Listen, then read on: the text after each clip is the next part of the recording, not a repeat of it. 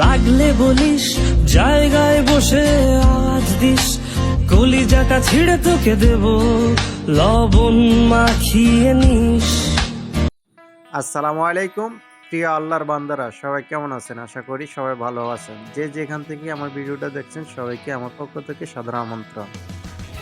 আমার YouTube channel মরিচ বাটা চ্যানেলটাকে সবাই একটা লাইক, সাবস্ক্রাইব করে পরে বেল আইকনটি বাজিয়ে দিবেন।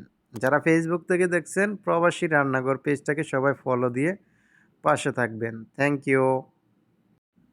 আজকের রেসিপি ফিশ পিয়ানো। দুঃখিত বন্ধুরা, আমি ফুল ভিডিওটা করতে পারি নাই, আজকে অনেক কাজ, এই কারণে এই ফুল ভিডিওটা আমি নিতে পারি নাই। এদিকে ফিশ পিয়ানো আর বিরিয়ানি আর কবুতর মাংস বোনা করছি। আজকে আমার দুইটা বন্ধুকে আমি দাওয়াত করছি, ওনাদের ফ্যামিলি আছে, দুইটা বন্ধুরই ফ্যামিলি। এই কারণে আজকে আমি ওদের জন্য খাবারটা আমি পার্সেল করে পাঠিয়ে দেব। দুইটা সাহান নিয়েছি, দুইটা সাহানের মধ্যে আমি খাবারটা সুন্দর করে ডেকোরেশন করেছি।